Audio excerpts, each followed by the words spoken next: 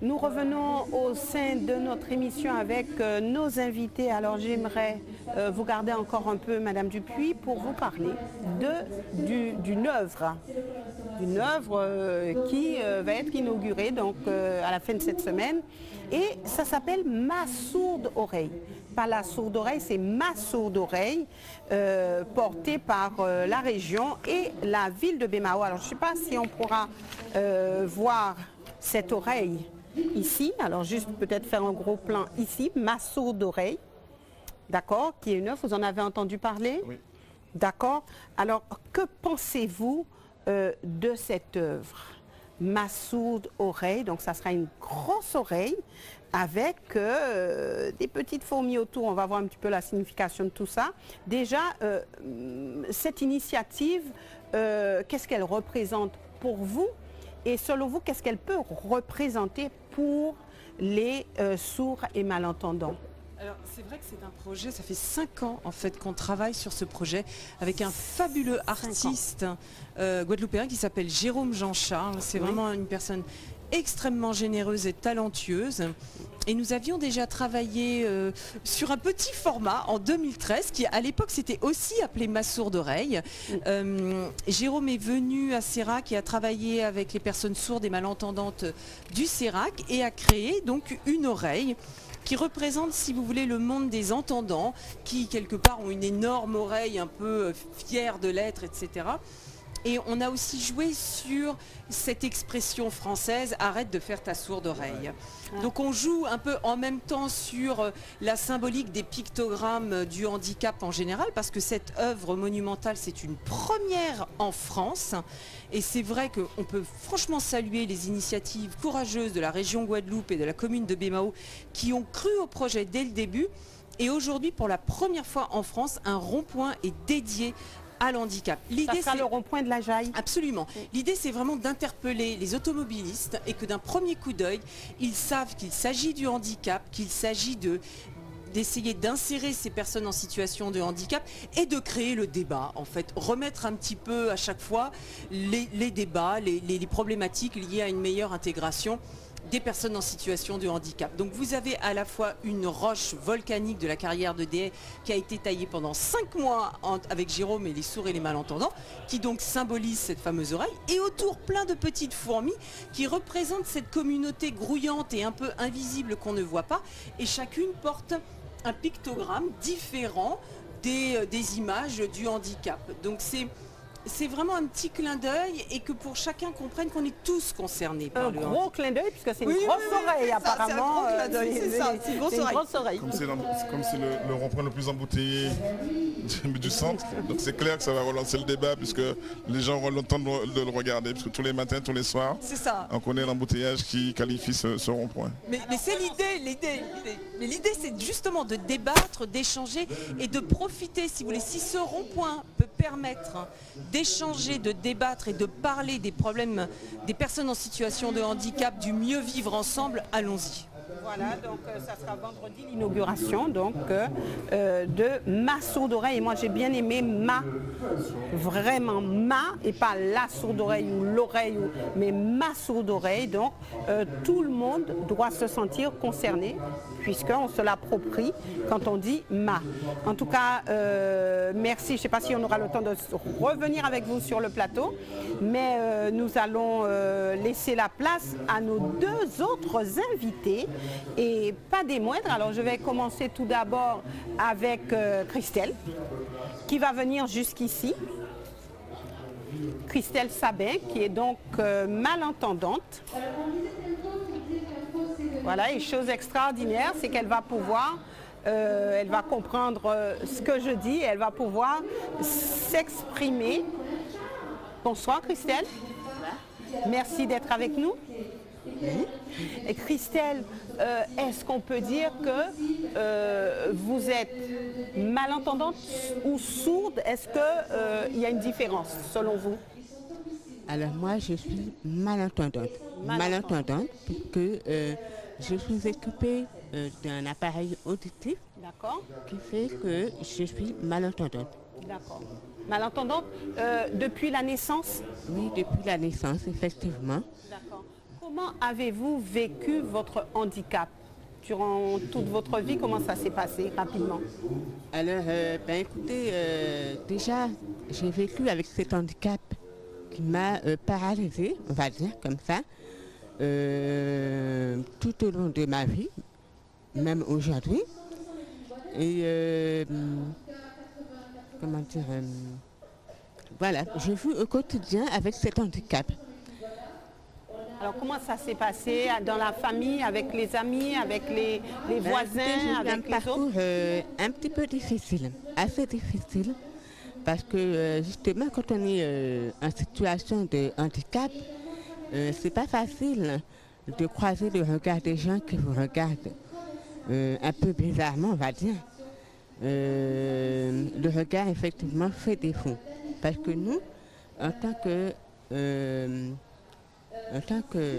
personne en situation de handicap, on ne comprend pas le regard des gens qui se pèsent sur nous. Donc, on a envie de leur dire, mais qu'est-ce qui ne va pas? Ou tu crois que je suis différent de toi? Et pourtant, je ne suis pas différent, je suis différent parce que, effectivement, je suis malentendante. Mais je suis comme vous. Voilà. Et est-ce qu'aujourd'hui, alors Christelle, on dit que cette question ne se pose pas, mais quel âge avez-vous aujourd'hui?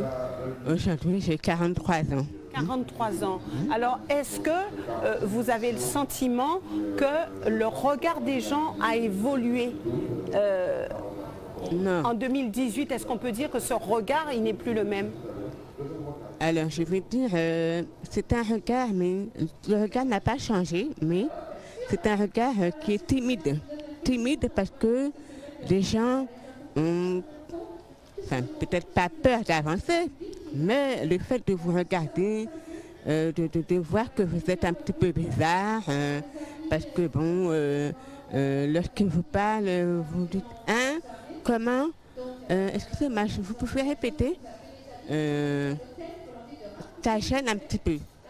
Ça gêne parce que justement, eux, ils entendent bien, ces gens-là. Voilà. Raymond Otto, alors Christelle nous disait que le regard n'a pas vraiment changé. Avez-vous ce sentiment? Les choses m'ont bougé parce que même si, lorsqu'on remonte l'histoire de la prise en charge des personnes porteuses d'handicap en Guadeloupe, c'est la fin des années 60 avec les premiers IME qui vont ouvrir, les instituts médico-éducatifs, qui seront le fait à la fois des associations de parents, je disais, mais aussi des clubs services. À aujourd'hui, non pas beaucoup, puisque ce qu'elle dit est juste. Lorsque Christelle dit que lorsqu'en fait la personne décèle que vous avez un handicap, ça change le rapport. C'est-à-dire on a l'impression qu'il y a une part de votre humanité qui s'efface et qu'il y a une espèce de condescendance sociale qui s'installe parce qu'en fait on se dit limite et la pauvre petite. Et c'est ce côté misérabiliste qui est encore gênant aujourd'hui. Mais ça a évolué quand même parce que dans son cas, tout ce qui est rééducation phonique n'existait pas. Aujourd'hui, ça existe, mais c'est hors de prix. Donc c'est pas... On a beau dire tout ce qu'on veut, mais qui dit difficulté auditive dit difficulté à parler. Aussi appareil auditif. Et un appareil auditif aujourd'hui est à 3 000, 4 000, voire plus. Ça coûte un bras. Donc il faut dire ce qui est. Mais derrière la volonté. Après, il faut regarder sur la législation autour de la protection des personnes porteuses de handicap. Au départ, on voulait les protéger. Après, on a dit qu'on va les mettre en milieu ordinaire, mais sans préparer le milieu ordinaire pour les recevoir. Et lorsqu'on regarde, lorsqu'il y a quelqu'un qui est porteur de handicap dans une équipe de travail, je fais un clin d'œil à Handicap Emploi qui a beaucoup travaillé dans ce sens, mais on se rend bien compte que avant qu'on intègre la personne naturellement dans l'équipe et que l'handicap, quel qu'il soit, disparaisse, il faut un certain temps. C'est-à-dire, en fait, il faut qu'on s'habitue, et c'est un cheminement, à se dire que non, c'est un professionnel, c'est pas simplement une personne qui est en chaise roulante. Et d'ailleurs, il y avait quelque chose qui avait été réalisé à l'époque des débuts de la GSPH, avec son ancien président qui est décédé, M. Louis Cala-Argenton, où il était demandé aux gens de tester des fauteuils roulants et les gens étaient gênés. Parce qu'en fait, lorsqu'ils voient quelqu'un se déplacer en fauteuil roulant, ils croyaient que c'était très aisé. Et en fait, dernière chose, c'est qu'encore chez nous, nous avons notre cosmogonie. Hein. Si dans une famille, il y a un enfant porteur d'handicap, généralement, sur cette question-là, personne ne veut en parler, mais le couple se sépare. Parce qu'on n'est pas encore prêt, encore aujourd'hui, à accepter la charge émotive et la charge symbolique d'avoir un enfant porteur d'handicap. Souvent, on voit des pères ou des mères seuls en train d'élever leurs enfants parce qu'effectivement, l'autre n'a pas envie de cette vie-là, parce que tout le monde rêve d'avoir un enfant non porteur d'handicap. Donc, arriver à 43 ans, c'est tout un cheminement, tout un combat, puisque ça veut dire que vous n'allez pas connaître les soirées comme tout le monde, non. On ne va pas vous draguer comme tout le monde parce qu'effectivement, on va finir par croire qu'on fait de la sourde oreille. On vous a déjà dragué, Christelle? Et comment? Voilà, donc Raymond Otto, oui. Comme quoi la drague, ben, ça fait partie oui. de leur vie. Mais moi je crois qu'en fait, alors c'est triste ce que je vais dire, mais les maladies chroniques vont nous ramener en humilité. Parce qu'aujourd'hui, du fait de toutes ces maladies qui créent des nécessités, ben, les gens sont beaucoup plus sensibles et moins... Alors c'est vrai que ce n'est pas toute la société qui a cette position de distance à l'égard des personnes porteuses de handicap, mais pour revenir à la conversation qu'on avait en off, moi je crois que l'handicap c'est l'affaire de tous. C'est-à-dire de moi, automobiliste, ben, lorsqu'il y a une place de parking où c'est réservé à des personnes porteuses de handicap, il faut que je sois citoyen. Donc il y a un travail au quotidien. Et je crois qu'encore une fois, on va revenir sur la base d'une société qui est la cellule familiale. Il faut que nous inscrivons nos enfants dans la tolérance. Oui. Ce n'est pas qu'un concept, c'est vraiment une démarche cognitive à faire. Et d'un point de vue institutionnel, il va falloir qu'on soit beaucoup plus sévère, puisque la maltraitance à l'égard des enfants porteurs de handicap, ce n'est pas une vue de l'esprit, c'est une réalité. Même si chaque fois que ça se produit, on essaie d'étouffer les affaires. Mais je crois qu'en fait, il faut vraiment qu'on fasse ce travail d'exemplarité. Et puis on pourrait disséquer tout ça. Et j'aimerais faire encore un clin d'œil, c'est ma soirée clin d'œil, à un petit garçon, enfin c'est un jeune homme maintenant, mais qui s'appelle Samy, oui. Et qui est autiste, mais dans une famille remplie d'amour et qui vraiment s'épanouit, vit comme n'importe qui à travers son handicap, parce qu'il est vraiment...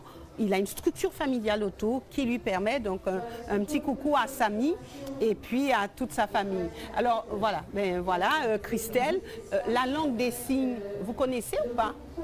Alors oui, je connais la langue des signes, j'apprends justement à signer. Ah, et de jour en jour, je fais des progrès. Des progrès. En tout cas, merci Christelle, j'aurais voulu vous garder plus longtemps, mais le temps qui nous est imparti est vraiment trop court, mais je pense que j'aurai l'occasion sur une grande émission de vous recevoir avec d'autres personnes, avec des handicaps certainement différents, et ça sera notre grosse soirée du handicap pour vraiment démocratiser tout cela, pour vraiment qu'il n'y ait pas de tabou et que nous puissions avancer sur ce dossier. Tellement de choses à dire que... Beaucoup de choses à dire, donc gardez bien Christelle tout ce que vous avez à dire et je vous promets que nous nous reverrons pour que nous puissions approfondir sur ces questions.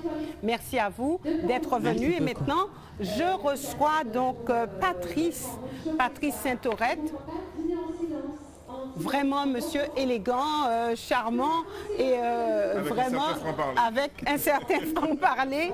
Donc ça, on va le voir tout de suite. Et merci beaucoup à Patrice de nous avoir rejoints sur le plateau. Merci beaucoup Patrice d'être venu. Dites-moi Patrice, une petite question. Vous avez toujours été non-voyant? Non, pas du tout. J'ai eu un accident à l'âge de 36 ans suite auquel j'ai perdu la vue. D'accord. Donc je vivais en France, je travaillais à la police aux frontières de Roissy. Et suite à cet accident, le ministère de l'Intérieur a trouvé que m'aménager un poste de travail coûtait trop cher. Donc ils m'ont demandé d'épuiser tous mes droits et ensuite ils m'ont mis en retraite pour invalidité. D'accord. Et vous avez voulu poursuivre au niveau de votre profession? Je voulais poursuivre si on m'en avait donné les moyens. M'adapter à un poste de travail, j'aurais continué. D'accord. Vous avez quel âge aujourd'hui? 55 ans, même si ça ne se voit pas. C'est ce qu'on me dit en tout cas. Bien dit, bien joué Patrice. Donc vous avez une histoire on va dire, qui est quand même malheureuse puisque vous avez connu, vous avez vu vous avez pu apprécier les choses et ensuite ne plus les voir. Alors, comment avez-vous vécu cela? Ben, triste et pas triste en même temps. Pourquoi? Parce que, contrairement, je suis également formateur de braille à l'UDAG. D'accord. Je forme des élèves, enfin des adhérents, qui sont nés non-voyants. Je me dis que dans ton malheur, tu as quand même la chance de savoir ce qu'est un coucher de soleil. Oui. Tu connais les couleurs, tu as conduit ta voiture, tu as beaucoup voyagé, tu as fait plein de choses que peut-être ceux-là ne feront jamais. Donc dans ton malheur, estime-toi heureux quand même. Il faut vraiment une force de caractère pour avoir cette analyse. Tout à fait, parce que moi, quand on me dit rouge, je sais ce que c'est que le rouge. Quand on me dit jaune, je sais. Les déficients visuels, nous avons un appareil dont nous pouvons faire l'acquisition qui s'appelle un colorino, que nous mettons devant nos vêtements et qui nous donne la couleur de nos vêtements. C'est pour ça que vous êtes si bien assortis. Je me suis posé la question, je vous l'avoue Patrice, je me suis dit mais il doit y avoir quelqu'un qui l'habille parce que l'harmonie des couleurs y est. Alors maintenant, j'ai ma réponse sans avoir posé la question. Ah non, mais je connais. Moi, je ne me sers pas du colorino pour reconnaître mes vêtements. Au toucher, je sais ce que j'ai. Et pour la couleur? La couleur, je sais que ma chemise, elle est verte. Mon pantalon est couleur... comment ça s'appelle déjà Je ne vous dis pas. Hein. Non, non, non, non. Oh, c'est récif qui m'empêche de trouver. Couleur, ce qu'on trouve dans la mer, là. Corail? Corail, voilà. Couleur corail. Ceinture noire, chaussures noires. Je vérifie, oui. Oui, tout à fait. D'accord. Et je vais même vous surprendre. Oui. Je vous connais très bien, je vous ai vu quand vous étiez jeune, quand j'étais jeune. C'est vrai, c'est vrai. Et j'allais vous poser la question parce qu'il me semblait que le visage ne m'était pas inconnu, mais comme je n'avais pas le souvenir de quelqu'un qui était non-voyant, tout à fait. Donc, je pensais après l'émission vous poser la question. Et bien voilà, vous avez répondu de toute façon à toutes mes questions. Vous étiez à l'école avec ma sœur Nadia. Ah, ben alors j'imagine que vous êtes toujours aussi charmante avec quelques années de plus, tout comme moi. Voilà. Merci Patrice et je suis ravie de vous retrouver et de vous avoir sur mon plateau. Et vraiment, on va pouvoir en discuter un petit peu après cette émission. Donc, apparemment, puisque M. Otto nous disait que vous avez un franc-parler. Si vous avez un franc-parler, ça veut dire que vous avez rencontré des difficultés où il a fallu certainement hausser le ton, où il a fallu dire les choses. Alors, dites-nous, quel regard portez-vous sur notre société guadeloupéenne face au handicap? Ben, Monsieur Otto a dit quelque chose tout à l'heure et je le rejoins, c'est qu'on n'a pas encore convenablement intégré le handicap chez nous.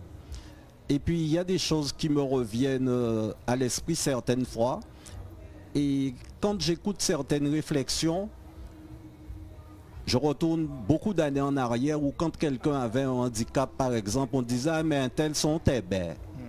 C'est la coutume, c'est ce qu'on disait. Et moi, j'ai fait un métier où j'ai eu l'occasion de côtoyer toute espèce de souffrance de la société, parce que quand on est policier, intervenir sur des suicides, sur toute la misère où il faut aller aviser les services sociaux pour faire des interventions dans des domiciles qui sont indignes d'être habités par des êtres humains. Il y a tout ça et j'ai toujours été sensible au problème du handicap. Parce que je me suis toujours dit que personne n'est à l'abri.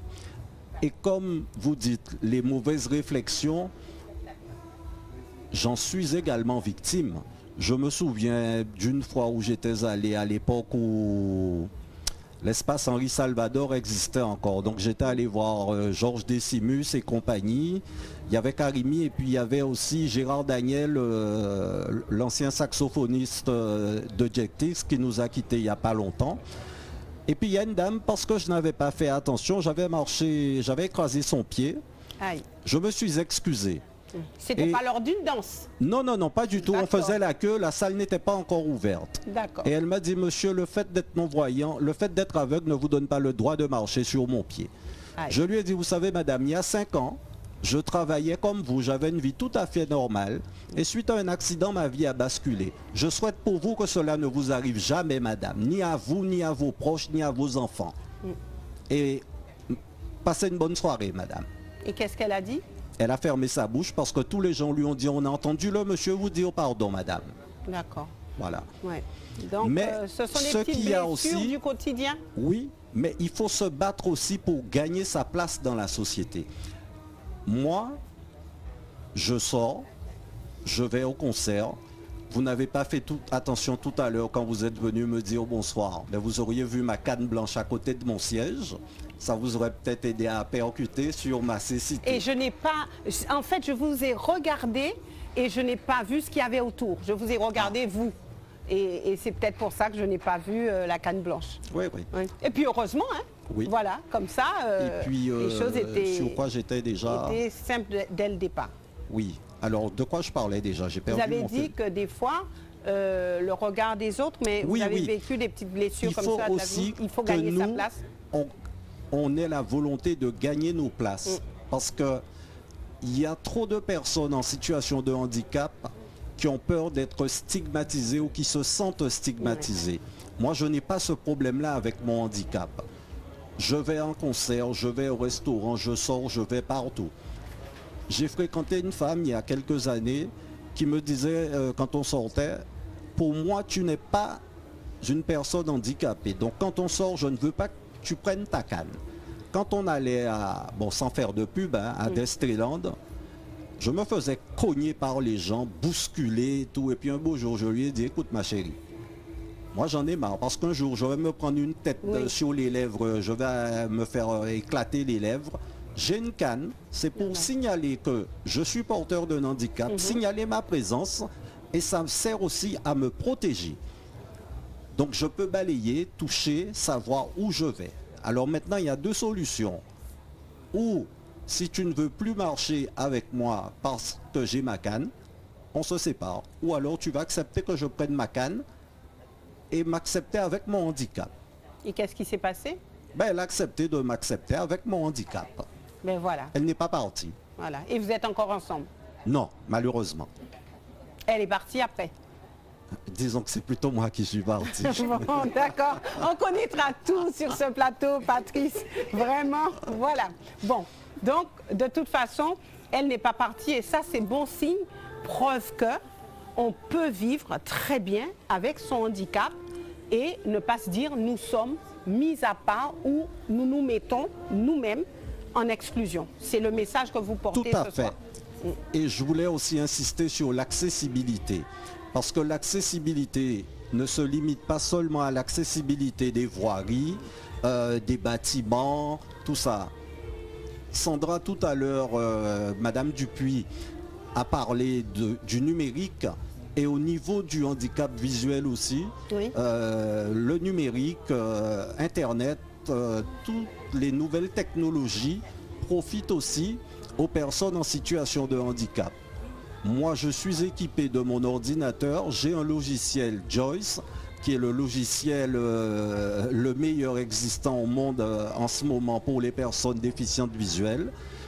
J'ai ma synthèse vocale avec mon logiciel, je suis abonné à Vocal Press, bon, à des journaux comme Le Figaro, Science et Avenir, 01.net, France Antilles pour les nouvelles locales. Oui. Et puis je vais lire, je vais faire toute espèce de choses. J'ai Internet, j'ai d'autres logiciels qui me permettent de faire beaucoup de choses. Seulement, le coût, et c'est ce qui freine beaucoup de personnes en situation de handicap. Même si la MDPH, par le biais du fonds de compensation du handicap du conseil départemental et par la prestation de compensation du handicap permet de financer une partie du coût par la prestation de compensation du handicap à travers les aides techniques, mais ça a quand même un coût. Parce que le logiciel Joyce que j'ai acheté à l'époque 1600 €, en ce moment il est à 2200 €, voire plus chez certains fournisseurs. Oui. Donc même si la MDPH vous donne 400 €, mais il faut trouver les 1800 manquants. Oui, donc c'est pas toujours évident, c'est vrai qu'il y a le coût. Mais l'accessibilité doit se faire aussi à tous ces niveaux. Parce qu'on ne peut pas être largué du monde. Moi des fois j'ai mes amis, même dans ma famille, les gens me disent mais tu es non-voyant et pourtant c'est toi qui nous informes de tout, tu es au courant de tout. Je dis oui, mais moi c'est parce que je suis curieux, j'aimais beaucoup lire avant de perdre la vue. Donc maintenant, comme je dis, je lis auditivement, mais l'amour l'amour de tout, je n'ai pas perdu. Je suis passionné de nautisme. Ben voilà, nous sommes dans le cadre de la route du Rhum. Ah oui, oui, mais j'ai suivi du début jusqu'à la fin. Puis je crois que les origines, ils sont pour quelque chose. Ah ben les origines des Iradiennes, on ne peut pas les trahir, ça c'est clair. Je suis passionné de voitures, de motos, tout ça. Je suis automoto le dimanche quand je ne suis pas sorti la veille, que je ne suis pas trop fatigué. Mais je m'intéresse vraiment à tout, l'aviation, l'aérospatiale, vraiment à tout. D'accord. En tout cas, Patrice, nous aurons l'occasion dans cette grande soirée du handicap. Malheureusement, je ne pourrai pas le faire à travers cette semaine du handicap, mais je le ferai par la suite. Je tâcherai de vous inviter, comme ça on essaiera d'en parler encore une fois. Oui? Juste pour parler de l'UDAC, dont je suis le vice-président. Parce qu'à l'UDAC, pour rompre l'isolement justement des personnes déficientes visuelles, nous faisons beaucoup de choses. Là, au mois de décembre, du 14 au 21 décembre, nous allons partir en croisière. Parce que nous avons monté un projet qui s'appelle « Et pourquoi pas nous ?» Pourquoi est-ce qu'on les personnes déficientes visuelles, on ne les verrait pas en croisière? Donc nous partons en croisière du 14 au 21 décembre. C'est la croisière Ronnie Théophile. Les cuisinières de la Guadeloupe seront là. Et l'UDAC sera là également. Voilà. Nous avons fait une sortie en Harley-Davidson avec le club Caribbean Eagle au mois de mars. Un déjeuner champêtre en juillet où nous étions environ 140 personnes. L'UDAC fait plein de choses pour permettre justement à toutes ces personnes déficientes visuelles de rompre leur isolement, parce qu'il y en a qui ne sortent que lorsque l'on organise ce genre de manifestation. Voilà. Merci Patrice. Merci. Merci Raymond Otto. Donc ce week-end, ça sera vendredi, ça sera l'inauguration de Ma Sourde Oreille. Vous y serez? Oui, normalement. Dans les embouteillages, sûrement. Mais normalement, oui. Normalement, oui. Ben, le rond-point est connu pour ça, donc en fait, oui, je serai là. Voilà, donc une bonne initiative, on peut dire, de la part de la région et de la ville de Bémao. Quelquefois, c'est des petites actions qui sont les plus porteuses, puisqu'en fait, tous les jours, les gens passent par ce rond-point et c'est un rond-point clé. Donc, l'œuvre va faire son œuvre. Sans jeu de mots. Oui, l'œuvre va faire son œuvre. Et puis nous avons Charlie de chez nous qui est tout le temps au niveau de ce rond-point, de ce giratoire. Donc il aura l'occasion bien de s'imprégner de cela, parce que l'intérêt, c'est le message qui passe à travers des œuvres. Juste un petit coup de cœur pour toutes ces personnes. Et Patrice va me rejoindre, qui vivent avec quelqu'un qui aura perdu la vue. Et qui sont obligés de réadapter toute leur maison, pas forcément avec des fonds, puisque on sait quel est le niveau de revenu des retraités ici, mais toutes ces personnes qui en silence souffrent et dont généralement on ne fait pas cas, c'est un petit clin d'œil à eux ce soir, de toutes ces familles qui doivent réapprendre à vivre avec un handicap qui n'était pas prévu à l'origine. Merci Raymond Otto. Merci Lise Boissé. Merci Patrice Saint-Aurette, et merci aussi à Christelle et puis à tous nos invités qui ont été sur ce plateau. Merci aussi à vous téléspectateurs de nous avoir suivis. Et puis pensez, lorsque vous serez dans les embouteillages, comme disait Raymond Otto, à regarder cette belle œuvre, Ma Sourde Oreille. Excellente soirée à tous.